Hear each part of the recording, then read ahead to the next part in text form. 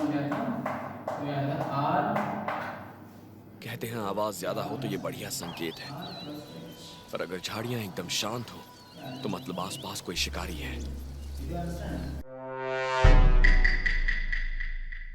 क्या सोच रहे हो तुम? इस तरह के कीड़े मकोड़ों में मांस या मछली के मुकाबले ज्यादा प्रोटीन होता है। सर्वाइवल के लिए ये बिल्कुल सही खाना इधर है। देखो इधर, भाई फोकस हियर, फोकस हियर भाई, थोड़ा सामने देखो। कितना है? निकालने के लिए मुझे बहुत मेहनत करनी पड़ी है, लेकिन इससे मुझे काफी ऊर्जा मिलेगी। लेकिन सच कहूं तो इसे खाना मेरे बस की बात नहीं है।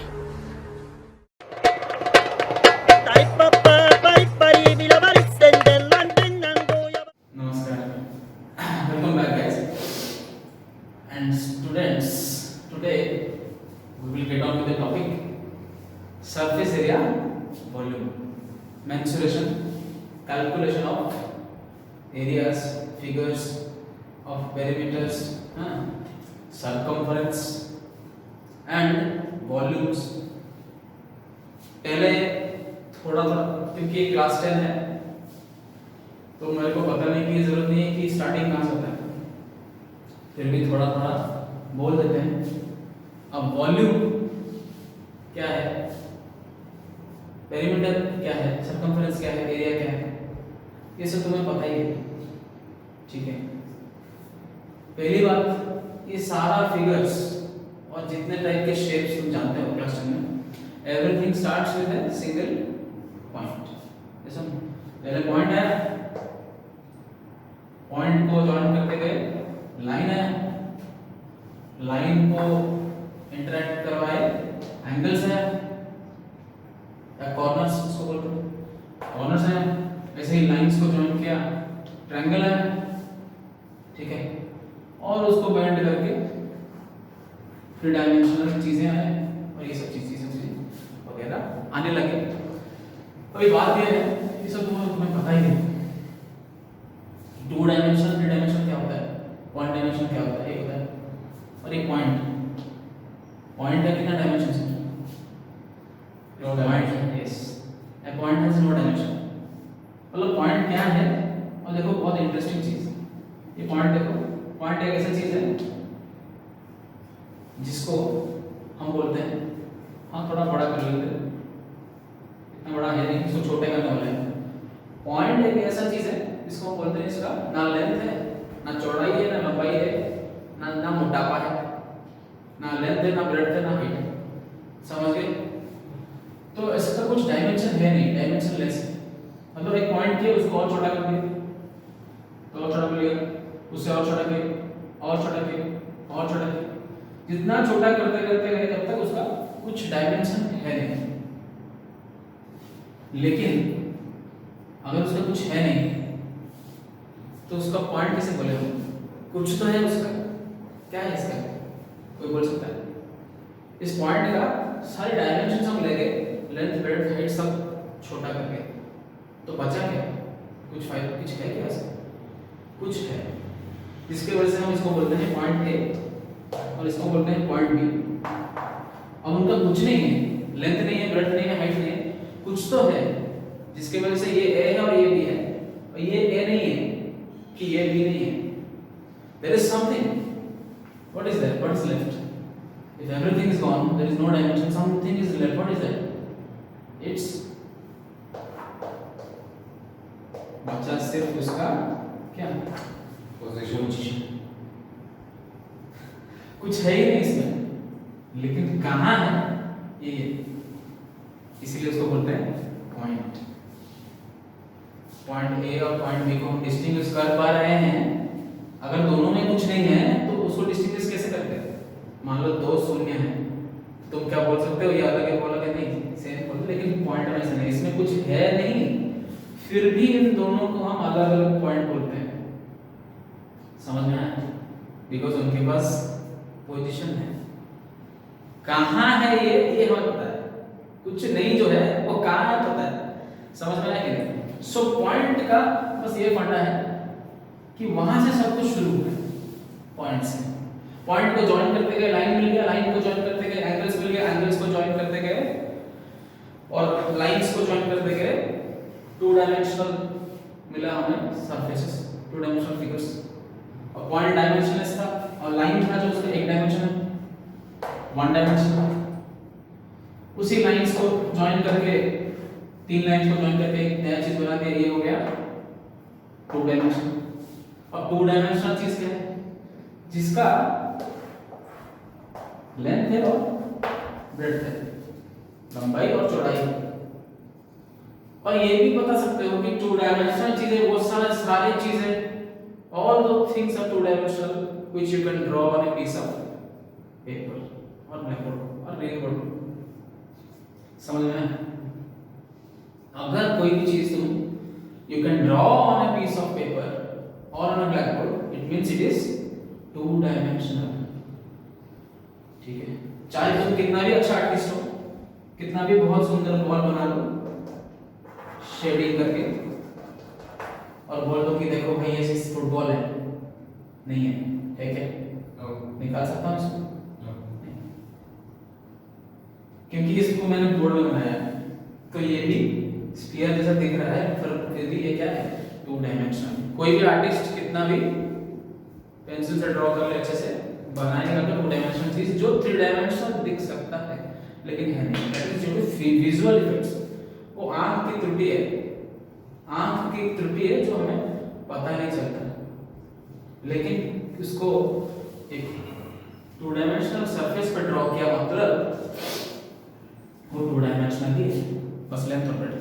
ठीक है, तो यहाँ से आगे बढ़े हम, और यहाँ से आगे बढ़ के we came to be founding our world, three dimensional figures. कैसे? सिलेंडर। सिलेंडर देखा है हमने, इसमें क्या होता है? सिलेंडर। ठीक है, स्फीयर।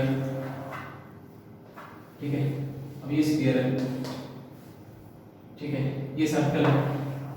बस सर्कल कैसे दिखाता हूँ, स्फीयर कैसे दिखाता हूँ, याद रखना, मतलब कुछ है वॉल्यूम है।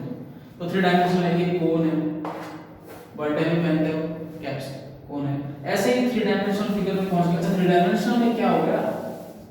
थ्री डायमेंशनल में, और यहाँ पे दिख तो रहा है कि लेंथ और ब्रेड्थ है, और कुछ क्या है? यहाँ पे तुम्हें दिख रहा है सिर्फ एक्स और वाई है, लंबाई है, सॉरी चौड़ाई है, लंबाई है, लेकिन एक और चीज है जो जेड एक्सिस में है, जो कि इसका मोटापा। इस डस्टर को ले लो, ठीक है, लेंथ है, ब्रेड्थ है, लेकिन ये ब्लैकबोर्ड से आगे है कि नहीं, इतना दूर थिकनेस है कि नहीं, ये उसका मोटापा है। समझ में आया कि नहीं? Yes sir. ठीक है, सो अब बात यह है कि तुम two dimensional, three dimensional, one dimensional shape सारे जानते हो, लेकिन क्लास 10 में इस चैप्टर में, in this chapter we will study how to find the different perimeters, areas and what not.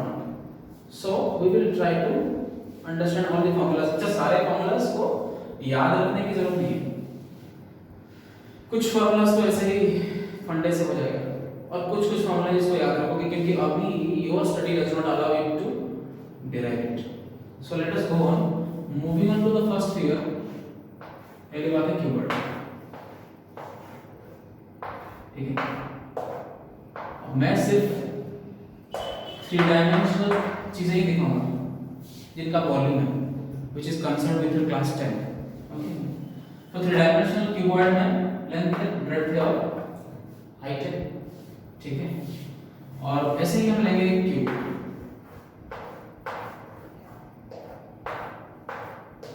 इसमें लेंथ जो भी है, ब्रेड्थ जो भी है और हाइट जो भी, तीनों सेम है। ऐसे ही लेंगे एक और क्या ले सकते हैं यूनिफॉर्म चीज, सिलेंडर ले सकते हैं, ठीक है। इसमें बेस का एक रेडियस है और इस सिलेंडर का एक हाइट है, ये दो चीज काफी है इसको डिफाइन करने के लिए। अब तीनों चीजों में देखो, हम देखेंगे एक चीज जिसको हम बोलेंगे भाई क्रॉस सेक्शन। ये समझेंगे तो इनका फॉर्मूला निकालना इजी है। क्रॉस सेक्शन है क्या? जैसे कोई भी सॉलिड फिगर को कहीं से भी मैं काट दूं, कहीं से भी काट दूं तो इसको निकाला तो जो सरफेस मिला ऊपर वाला वैसा मिलेगा कि नहीं? देखो ये आधा है मान लो, तो ये जो सरफेस मिला मुझे यहाँ पे, ये सरफेस मुझे क्या मिला? ये रेक्टेंगल नहीं है, ये सुनो। Yes sir. अब क्यूबॉइड को बीच में से काटे, ठीक है, with a plane parallel to the base, ऐसे तिरछा करके नहीं काटे, बेस को पैरेलल करके एक प्लेन से काटे, तो जो सरफेस मिला ऊपर उसी को हम बोलते हैं क्या? क्रॉस सेक्शन, ठीक है, ये सुनो। अब ये क्रॉस सेक्शन है इस चीज का एक रेक्टेंगल, वैसे एक क्यूब को काटते हैं, जो मिलेगा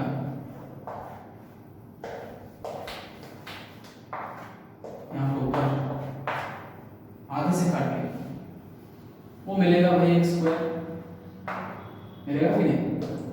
क्यूबॉइड को काटने से मिला, रेक्टेंगल क्यूब को काटने से मिला स्क्वायर, एक क्यूब है, एक क्यूबॉइड है, ठीक है। तो ये क्रॉस सेक्शन समझ लो इसे। क्रॉस सेक्शन क्या है?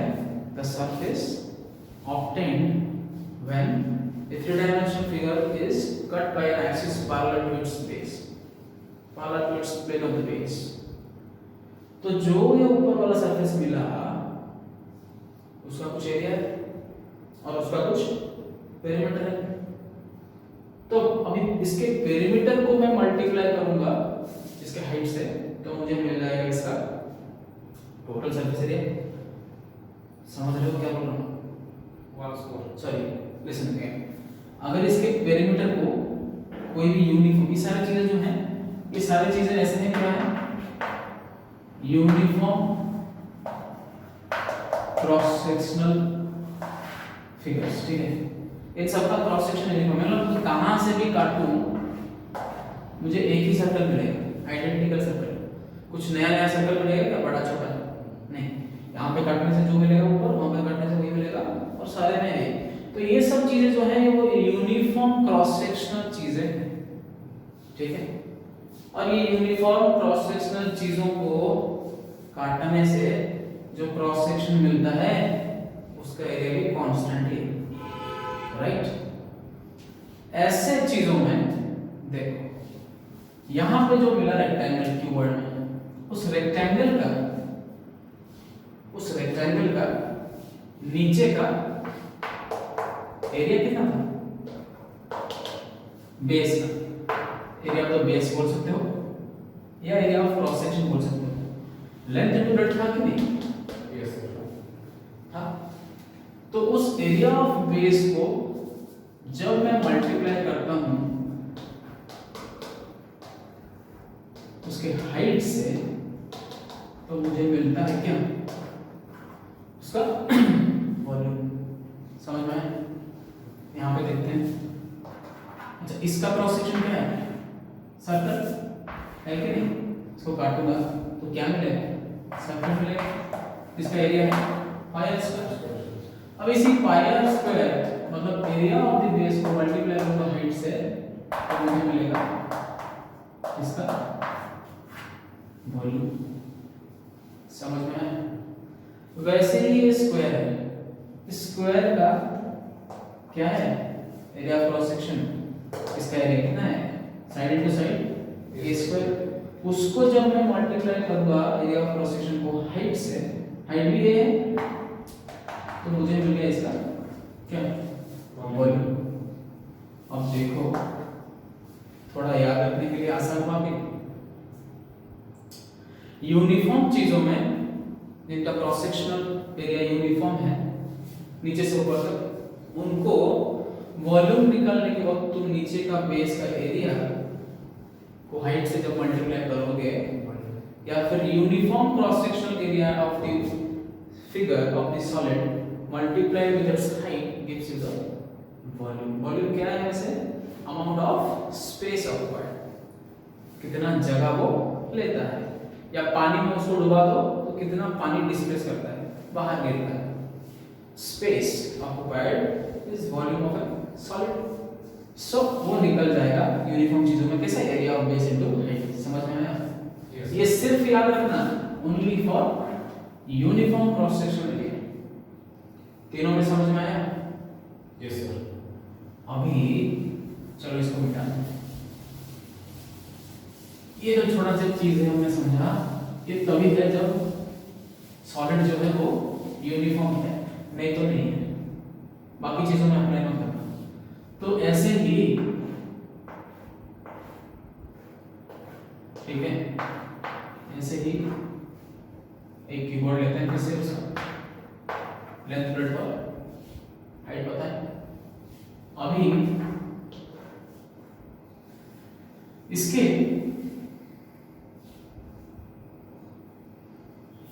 क्या निकालेंगे, वॉल्यूम तो खत्म हो गया, अब क्या बचा, टोटल सरफेस एरिया।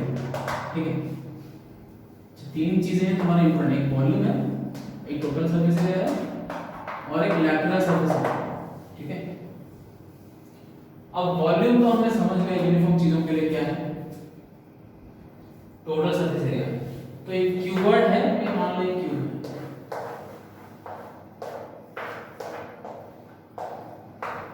ठीक है, समझ में आया? अब कैसे निकालें इसका टोटल सरफेस एरिया, कैसे निकालें? इसमें तो कुछ सोचने लायक है नहीं इन दोनों चीजों में, क्योंकि ये एक जैसे नहीं है और they are made up of planes, they are bounded by planes. ना are they any, do they have any curve surface? They are only bounded by planes or polygons. So there are polyhedrons. तो ऐसी चीजों में total surface area तो तुम्हें पता है, सारे फेसेस रेक्टेंगल्स इसमें सबका एरिया ऐड कर दोगे तो हो जाएगा। अच्छा, यहाँ पे BH, वहाँ पे BH, सामने वाला LH, पीछे वाला LH, नीचे वाला LB और ऊपर वाला LB, तो सब रेक्टेंगल्स का एरिया मिलाता हूँ तो ये तो तुम्हें पता है, ये मिलेगा ही। ठीक है, तो ऐसे ही क्यूबॉइड में टोटल सरफेस एरिया किसी ने पूछा तो सबसे, ये तो स्क्वायर है सारे फेस, अब सबका एरिया कितना है, ए स्क्वायर, यस और नो? तो कितना फेसेस है, 6 फेसेस है, तो 6a स्क्वायर हो जाएगा कि नहीं? ओके, ये तो समझ गए। अब ये लैटरल सरफेस एरिया क्या है? लैटरल मतलब क्या, मतलब जो बेस है उसको परपेंडिकुलरली जो सरफेसेस हैं उनका एरिया पूछे। समझ रहे हो? इस रूम को ले लो, this room is a cube or a cuboid. In this room you are sitting in, all the surfaces, out of all the 6 surfaces, there are only 4 surfaces who are perpendicular to the base. कौन से हैं? ये आगे वाला, पीछे वाला, left और right. ऊपर वाला और नीचे वाला पैरेलल टू द बेस है, ऐसा ना? सो ये जो चारों सरफेसेस हैं जो कि बेस को परपेंडिकुलर है, ये दे constitute the lateral surface area.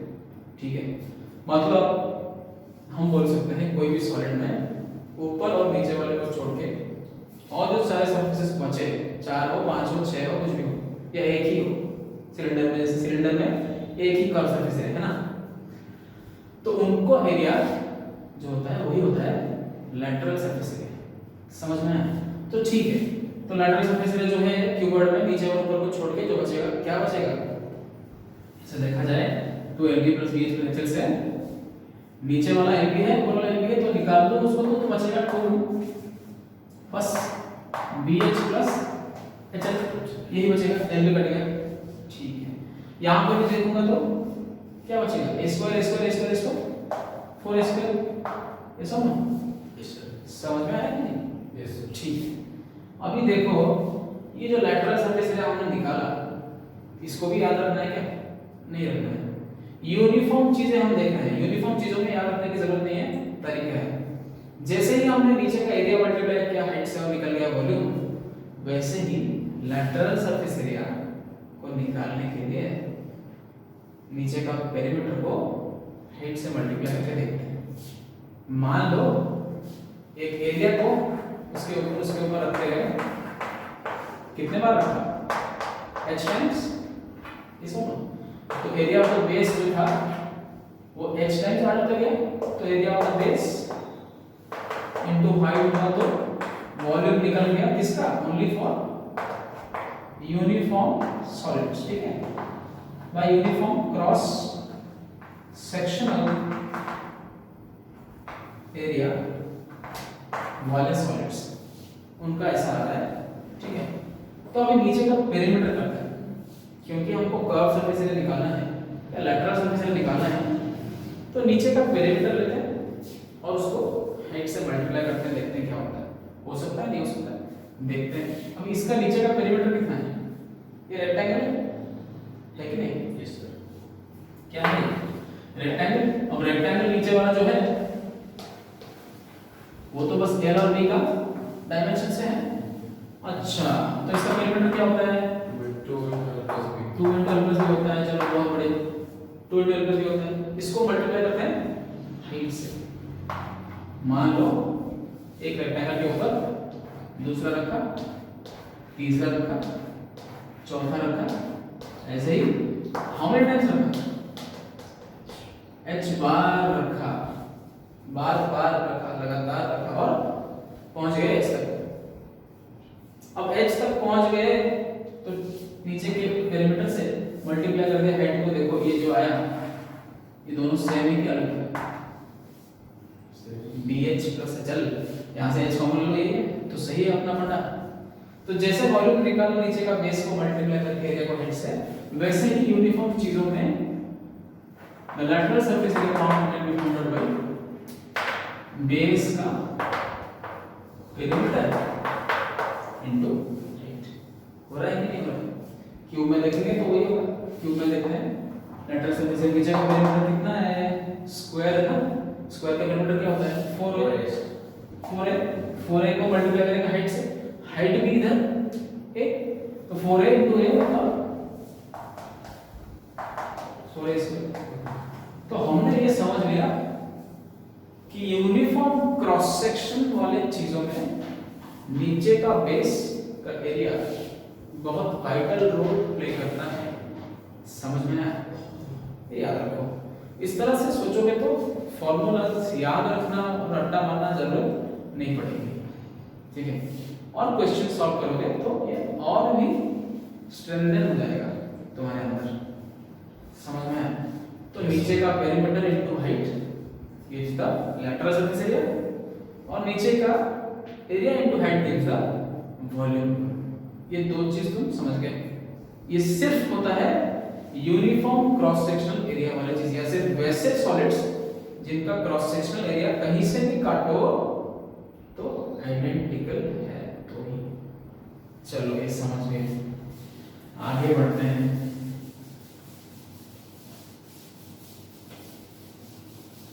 अच्छा, तो हम सिंपल चीजों में समझ गए क्या है। देखते हैं अभी तुम्हारे कोर्स पे आ जाते हैं सिलेंडर पे, ठीक है। अब सिलेंडर का तो है ही यूनिफॉर्म, हमें पता है इसको काटूंगा तो एक के बाद एक आइडेंटिकल सर्कल्स मिलते जाएंगे नेक्स्ट टाइम्स। तो वही फंडा अप्लाई करेंगे तो इसका लैटरल सरफेस एरिया जो कि कर्व्ड है, लैटरल कर्व्ड एक ही बात है, किसी में कर्व्ड होगा किसी में सॉलिड प्लेन फिगर्स होगा, बात तो एक ही है। लैटरल सरफेस एरिया या कर्व सरफेस एरिया इसका जो निकालेंगे वही फंडा अप्लाई करते हैं, नीचे का पेरीमीटर इनटू हाइट। अब सिलेंडर का नीचे क्रॉस सेक्शन क्या है, सर्कल। अब सर्कल का पेरीमीटर क्या होता है 2 पाई r, चलो 2 पाई r इनटू हाइट, सही है 2 पाई r, फंडा काम आ गया। वैसे ही इसका वॉल्यूम देखते हैं, नीचे का area base of the area of the base into height which is pi r square into x। समझ में आया। तो यूनिफॉर्म चीजों में बिना किसी प्रॉब्लम के ये चीज तुम अप्लाई कर पाओगे, याद रखने की जरूरत है नहीं, जबरदस्ती याद मत रखना, ठीक है। तो ये गया सिलेंडर। अच्छा, लेकिन अगर नॉन यूनिफॉर्म चीजों की बात करें, नॉन यूनिफॉर्म चीजें, तो उसमें ये फंडा अप्लाई नहीं होगा। जैसे कि फॉर एग्जांपल हम ले लेते हैं एक स्फीयर ले लेते हैं, चलो स्फीयर मतलब एक फुटबॉल, ठीक है, एक फुटबॉल मान लो स्फीयरिकल से। राइट। सो इस स्फीयर को डिफाइन करने के लिए एक चीज काफी है, उसका रेडियस, है कि नहीं? समझ में आया? बहुत हंस रहे हो, क्या हुआ? मुझे पता, कुछ जोक है क्या? जोक नहीं है? फिर टाइम वेस्ट मत करो। ये देखो रेडियस, तो ये रेडियस है और ये स्फीयरिकल है, ठीक है।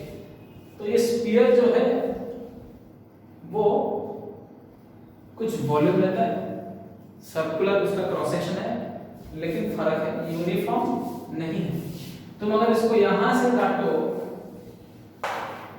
तो जो सरफेस मिलेगा तुम्हें वो कुछ सर्कुलर मिलेगा, लेकिन कुछ अलग रेडियस का। यहां से काटेंगे तो थोड़ा सा बड़ा रेडियस का नहीं मिलेगा, बीच से काटेंगे तो स्फीयर रेडियस है जो वही मिलेगा, ऊपर से काटेंगे तो कुछ।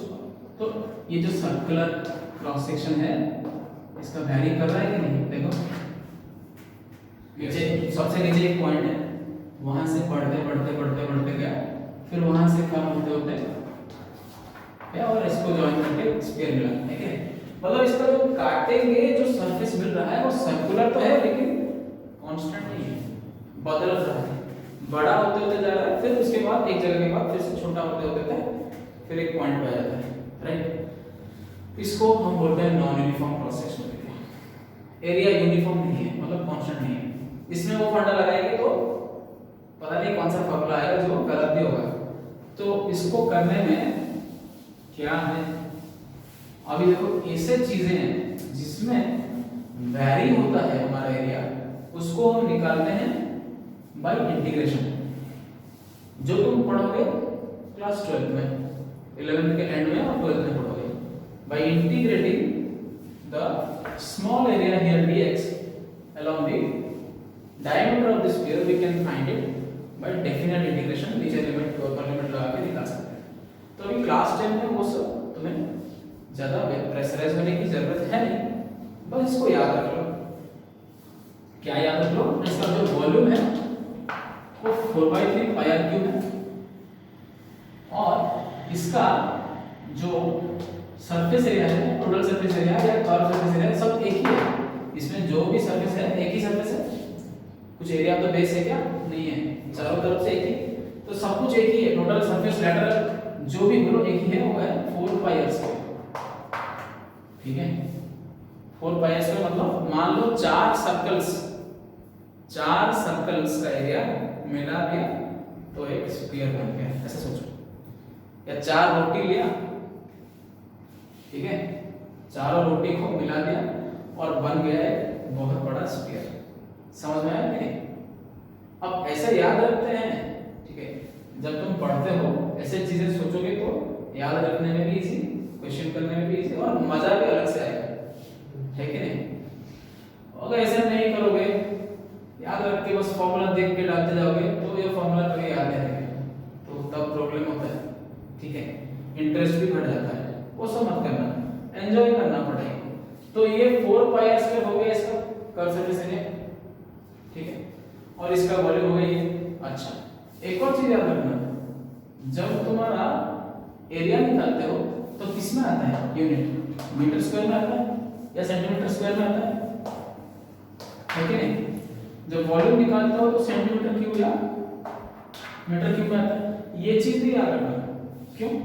क्योंकि जब फॉर्मूला देखते हो 4/3 पाई तो कांस्टेंट है, इसका यूनिट नहीं है, लेकिन यूनिट किसका है? रेडियस का है। अब रेडियस का क्यूब मतलब सेंटीमीटर क्यूब वही आएगा या मीटर क्यूब आएगा, मतलब तुम समझ जाओगे फॉर्मूला ठीक है। ये डायमेंशनली तुम सोच सकते हो कि मैं जो फॉर्मूला यूज कर रहा हूँ वो सही है कि नहीं। कभी कभी क्या होता है, बच्चे याद रख करके 4/3 पाई आर स्क्वायर डाल देते हैं, ठीक है, मैं सबकी बात कर रहा हूँ, ठीक है। तो 4/3 पाई आर स्क्वायर डालते ही तुम्हें समझ आना चाहिए कि यार मैंने तो आर स्क्वायर डाला, I put the formula r square, मतलब I get the unit metre square, but volume is metre cube. From that moment also you can come back, you can rethink your mistake and correct it. So dimensionally also you can see and correct your answer, right? So ऐसे भी सोच सकते हो, ठीक है। अभी वैसे ही एक हेमिस्फीयर ले लो, हेमिस्फीयर ले लो। ये हेमिस्फीयर जो है इसमें जो कर्व सरफेस एरिया है इसका आधा ही स्फीयर का, तो ये 4 पाई स्क्वायर याद है, तो उसका आधा 2 पाई स्क्वायर वो भी याद है। ये मान लो 2 सर्कल के बराबर है, 2 सर्कल लिया ज्वाइन किया हेमिस्फीयर बन गया। तो ऐसे ही अगर इसका लैटरल सरफेस एरिया पूछेगा, कर्व सब एक ही है, वॉल्यूम पूछेगा तो स्फीयर का आधा वो 4/3 है, 2/3, ठीक है। अब इनका एक चीज है, ये सिलिंड्रिकल सेल हो सकता है, स्फेरिकल सेल भी हो सकता है, वो सब हम इसके कैटेगरी के बाद देखेंगे। पहले हम बेसिक्स समझ लें, थोड़े देर में देखेंगे कि वो सब कैसे करेंगे।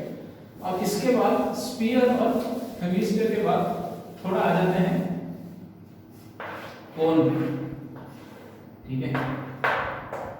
ये कौन है, कौन समझो, इसमें तुम मूंगफली डाल के खाते हो स्कूल के बाहर, है ना, चना मुड़ी वगैरह खाते हो कि नहीं, तो वो जो सरफेस है जिसके अंदर तुम कागज के अंदर डाल के खाते हो उसी को कोन बोलते हैं, ठीक है। या बर्थडे में जो कैप पहनते हो वही कोन है। तो कोनिकल शेप तो तुम्हें पता है, तो पेपर को फोल्ड करके भी ला सकते हो।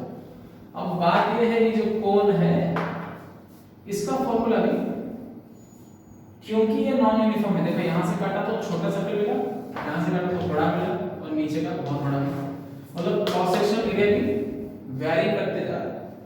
तो क्योंकि ये नॉन यूनिफॉर्म है, ये भी इंटीग्रेशन से you can find out, also by geometry also you can find out how.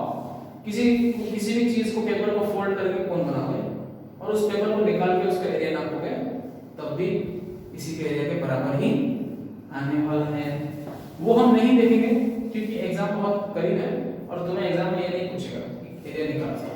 सो इसका एरिया, कर्व सरफेस एरिया जो है वो निकालने से पहले एक नया चीज डिफाइन करना पड़ेगा हमको, जो कि है एल, इसको बोलते हैं हम स्लैंट हेड, ठीक है।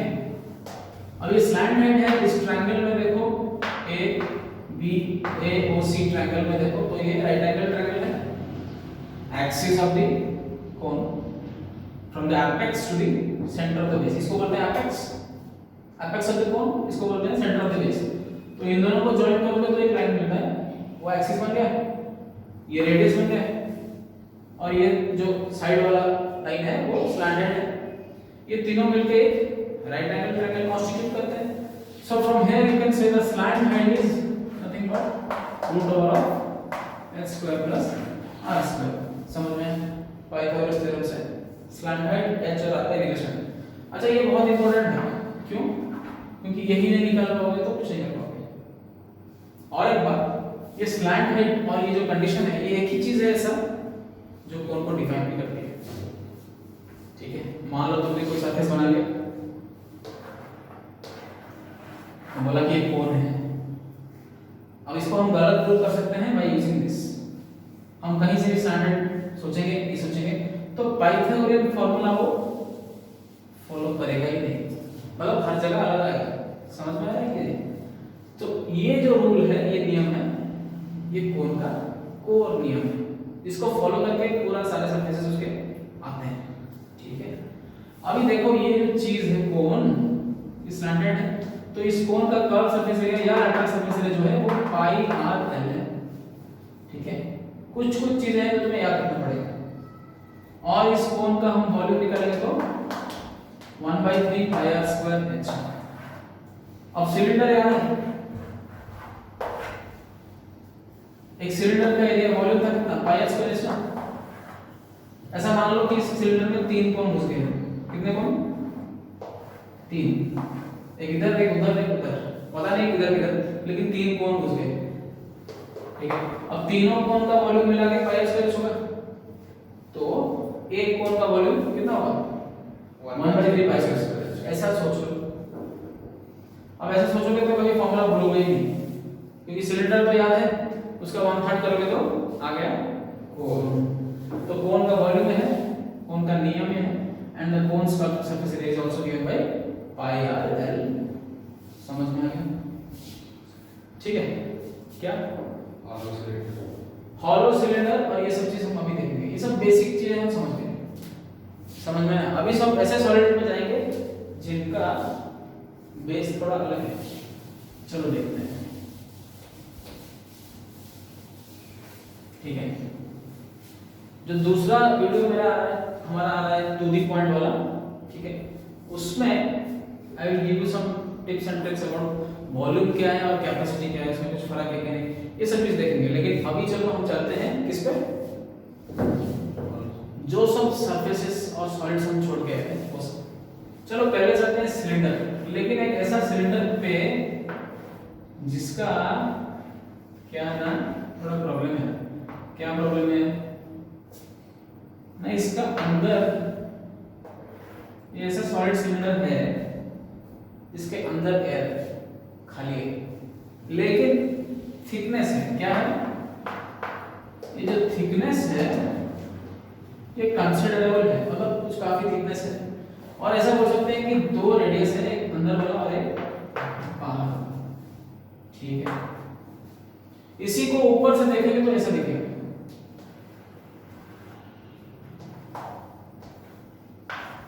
देखेगा कि नहीं देखेगा, लाइक ए डोनट, ऐसा ना। सो यही चीज अब ये देखो, तुम मुझे बताओ ये इसका क्रॉस सेक्शन यूनिफॉर्म है कि नहीं, ये बताओ। यस सर, यूनिफॉर्म है कि नहीं? यस अलग है, लेकिन हर जगह से मैं काटूंगा, कहीं से भी काटूं यह मिलेगा कि नहीं, यस सर, या कुछ और मिलेगा, No, यही sir. मिलेगा। सो अगर ये यूनिफॉर्म क्रॉस सेक्शन एरिया है तो इसका फॉर्मूला भी हमें याद रखने की जरूरत नहीं, मैंने बोला था। पहली बात है हम निकालते हैं एरिया ऑफ द बेस। अब इस जैसा एरिया क्या है, ये जो एरिया है जहां पे हवा नहीं है, डोनट है, वो एरिया कितना है, बड़ा सर्कल का एरिया माइनस छोटा सर, छोटा सर्कल का एरिया, तो हम बोल सकते हैं ये pi capital R square minus small r square है। अच्छा, अभी निकालते हैं हम पेरीमीटर ऑफ बेस। और बेस का पेरीमीटर ऐसे अंदर वाला बाहर वाला मिला के नहीं निकालेंगे, बाहर का अलग निकालेंगे, आउटर का, जो कि आएगा 2 पाई, और वैसे ही अंदर वाले का निकालेंगे तो 2 पाई स्मॉलर, है ना। अब बात यह है कि यूनिफॉर्म क्रॉस सेक्शन एरिया है, तो मैंने क्या बोला था, इसका वॉल्यूम कितना होता है, area of the base into height, बोला था कि नहीं। अच्छा देखते हैं, अब इसका एरिया ऑफ द बेस कितना है, pi r square minus r square into h, तो यही है इसका वॉल्यूम, जो कि सही है। ठीक है, वैसे ही इसका कर्व सरफेस एरिया निकालेंगे बाहरी तरफ से, from outer side the curved surface area will be how much, perimeter of the base from the outer side into height, मतलब 2 by h। वैसे ही इनर वाला होगा 2 by small h। समझ में आया इसे? 1 2 3 formula without remembering also you can say, because it is having uniform cross sectional area, and in those uniform cross sectional area body is only you can use those formulas very easily। समझ में आ गया इसे? Yes sir, ठीक है, अभी इन सब चीजों का कुछ और भी देखेंगे, लेकिन इस वीडियो के एंड में देखेंगे। ये तो समझ गए हम कि हॉलो सिलेंडर का कैसे निकालें। ठीक है, टोटल सरफेस एरिया जो है इसका कॉन्सेप्ट वही हम देखेंगे सबके लिए एंड में। पहले समझेंगे टोटल सरफेस एरिया है क्या, उससे पहले चलो निपटा देते हैं एक स्फेरिकल सेल। स्फेरिकल सेल भी ऐसा चीज है जिसके अंदर हवा है, यहां पे है मटेरियल, ये मटेरियल है मान लो, और यहां पे कुछ नहीं है, एयर। ऐसा एक चीज मानो खाली है और वहां मटेरियल, मतलब लोहे का एक स्फीयर जिसका थोड़ा थिकनेस है, कंसीडरेबल थिकनेस है। ठीक है, तो इस जैसा चीज का अंदर कितना पानी ये रखेगा gives its कैपेसिटी। अब इसी वॉल्यूम का नाम चेंज हो गया, क्या बन गया, कैपेसिटी। यही वॉल्यूम है, वही है वॉल्यूम, लेकिन ये वॉल्यूम ऑफ मटेरियल नहीं है, ये volume of liquid it can hold, ऐसा बोल सकते हो। समझ में? कितना वॉल्यूम ऑफ लिक्विड ये पकड़ सकता है उसके अंदर, उसका वॉल्यूम है। तो इसीलिए इसका नाम हो गया कैपेसिटी। ठीक है, और ये जो कैपेसिटी है इसका वो क्या होगा तुम खुद देखो, बाहर वाले वॉल्यूम से, ठीक है, और अंदर वाले वॉल्यूम से कौन सा होगा? बस अंदर वाला ही होगा ना। तो अंदर वाला भी तो एक स्फीयर है ना, तो उसका वॉल्यूम होगा 4/3 पाई आर। ये इसका हो गया volume of liquid it can hold, कितना अंदर पानी रह सकता है, और इस कैपेसिटी। याद रखने की जरूरत है क्या? बस समझ जाओ, आधी चीजें ऐसे ही हो जाती है। वैसे ही इसी चीज में अगर उसने पूछ लिया वॉल्यूम ऑफ मटेरियल, ठीक है, तब गड़बड़ है। मतलब कितना लोहा है, कितना लोहा है, लोहा कितना है, कितना मटेरियल है, मतलब बाहर वाले स्फीयर का वॉल्यूम से अंदर वाले को सब्ट्रैक्ट कर दूंगा तो निकल जाएगा। बड़ा स्फीयर से अंदर वाले को निकल गया, बचा क्या? जो बचा वही लोहा है। लोहा मतलब समझते हो, है कि नहीं? सो लोहा हो सकता है, प्लास्टिक हो सकता है, गोल्ड हो सकता है, any material of which the sphere is made, the volume of the material will be given by this, subtract the inner volume of nothingness from the total volume from the outer. Got it? So ये volume of material है, ये volume of liquid है, दोनों अलग अलग चीजें हैं। अब ये समझ में आ गया। वैसे ही मान लो ये स्फेरिकल सेल होने की जगह होता क्या होता? Hemispherical cell. स्फेरिकल सेल की जगह हेमिस्फेरिकल सेल, एक बाउल ऑफ वाटर जिसका थोड़ा थिकनेस है, ठीक है, ये रेडियस स्मॉल आर है और ये जो रेडियस है वो कैपिटल आर है। इसको भी ऊपर से देखेंगे तो ऐसे ही दिखेगा, लेकिन थोड़ा फर्क है। This is the half of the sphere. So इसमें the volume of the material will be same 2/3 pi r cube minus 1 cube. The last case half of that, and the volume of liquid or the capacity it can hold, जितना अंदर सूख रह सकता है, the volume of liquid will be how much? कितना निकाला था उसका अंदर वाले का? हाँ, मतलब 2/3 pi r cube। समझ में? Just like a hemisphere, small hemisphere का वॉल्यूम जितना है अंदर वाले का, वही इतना लिक्विड पकड़ सकता है। ठीक है कि नहीं? Yes sir. Any problem? No sir. समझ गए? तो अभी तुम सारे चीजों का वॉल्यूम ये सब समझ गए, लैटरल सरफेस एरिया समझ गए, सब समझ गए, लेकिन सबसे इंपॉर्टेंट चीज which comes at the end is something जो तुम याद रख के भी याद नहीं रख सकते, जिसको तुम्हें समझना पड़ेगा, जो है टोटल सरफेस एरिया। इसका बस कॉन्सेप्ट मैं बताऊंगा इस वीडियो में। This video I will only tell you the concept. In the next video I will explain you how to combine figures and find that total surface area differently, but today only you will understand what is total surface area, क्या है। अच्छा, ऐसा समझो एक sphere, okay, what is the total surface area of sphere? You see, the area of this sphere touching the atmosphere outside, all those surfaces of the sphere which is touching the atmosphere, जहां पे हवा लग सकता है, समझ रहे हो simple words में? Yes sir. वो है उसका टोटल सरफेस एरिया। तो कहां हवा लग सकता है? हर जगह लग सकता है। तो इसका टोटल सरफेस एरिया कितना होता है? जितना इसका कर्व सरफेस एरिया है उतना ही होता है इसका टोटल सरफेस एरिया। वैसे ही सिलेंडर देख लो, consider the case of cylinder. Cylinder में हवा कहां लग सकता है? ये मान लो सॉलिड सिलेंडर है, चारों तरफ से बंद है, भाई चारों तरफ भी लग सकता है, ऊपर भी लग सकता है, नीचे भी लग सकता है। और you can think like this, if I take a solid object and put it in a bowl of paint, red colour के पेंट बाउल में मैंने उसको फेंक दिया, ठीक है, तो कलर कहां लगेगा? ऐसा भी सोचो, जहां जहां कलर नहीं लगेगा वहां वहां वो टोटल सरफेस एरिया में इंक्लूड नहीं होगा। और जहां जहां सरफेस में कलर लग गया, तुमने उसको अच्छे से डुबाया, ठीक है, पार्ट के निकाल लिया नहीं, डुबाया और रख दिया उसको, जहां जहां कलर लगेगा वहां वहां टोटल सरफेस एरिया। समझ में आया कि नहीं? Got it? ठीक है, तो ये देखो, इसको मैं डुबा दिया तो कलर कहां लगेगा? चारों तरफ लगेगा, ऊपर भी लगेगा और नीचे भी लगेगा। तो इसका टोटल सरफेस एरिया क्या हो जाएगा?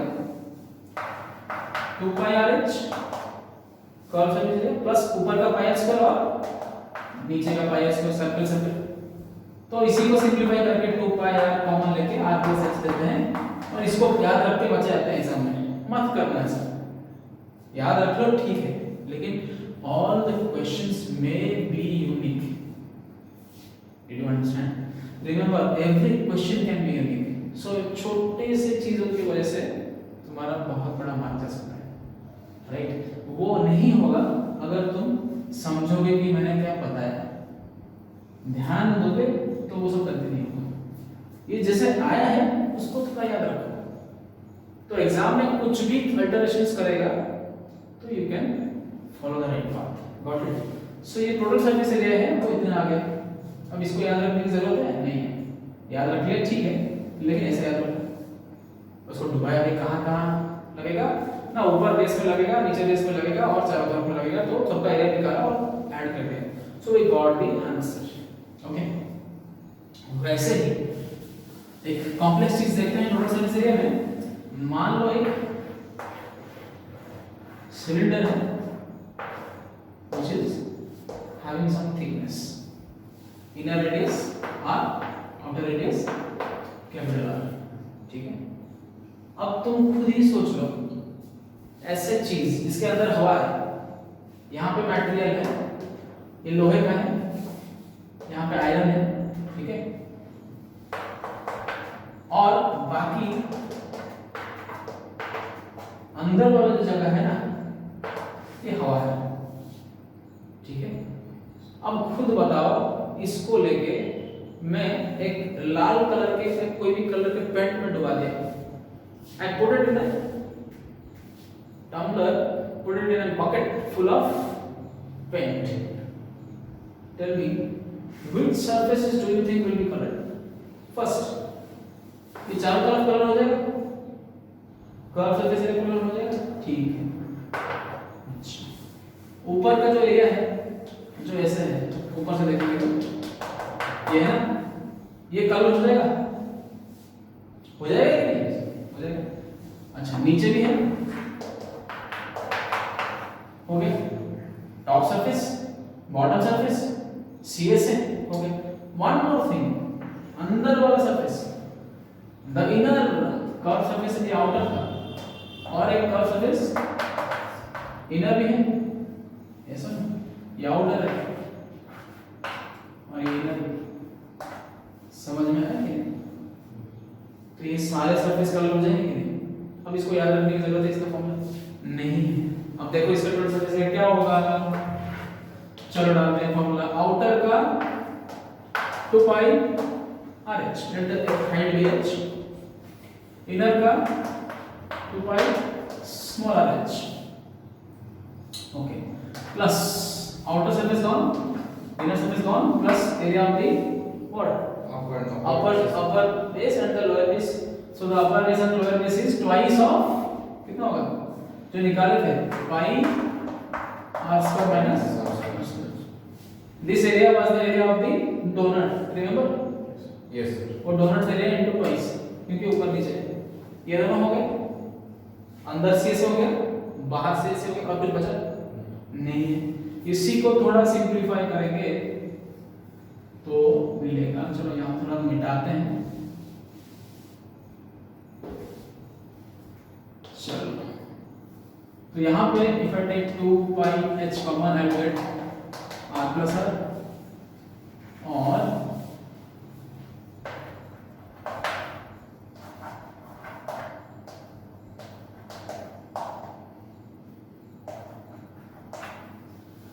और वहां पे if I factorise a square minus b square, I get r plus r into r minus r, and for the whole thing I get h I cannot take common.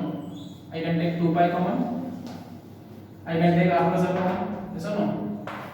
So if I take 2 pi r plus r common, I will get here what? H, and there I will get plus r minus r. This is the total surface area of a hollow cylinder having a considerable thickness. तो यहाँ का lecture यहीं पे खत्म होता है। यहाँ पे हम समझे आज क्लास में कि सारे फॉर्मूलास को याद नहीं रखना है। ठीक है, एक दो चीज जो मैंने याद रखने के लिए बोला है वो है कोन का pi r l curve surface area, volume of the cone 1/3 of the cylinder 1/3 pi square h, और कुछ ज्यादा l is equal to h square plus r square का Pythagorean triplet. Okay, apart from that, did anything else we remember? No. Also, subsequent videos also I can show you how the area of the cone is like that also from geometrical purpose. And if you go on to integration in class 12, you will understand it further. But everything else you see has a method. So TSA को समझो ध्यान से, curve surface area को ध्यान से समझो, lateral surface area को ध्यान से समझो, पेरीमीटर को समझो, uniform cross section and non uniform cross section उसको भी समझो. So you can approach all of the formulas without having the burden of remembering them. That's all for today. Thank you. Mama, you quiero. Mama, you quiero. Mama, you quiero. Mama, I like you, Papa.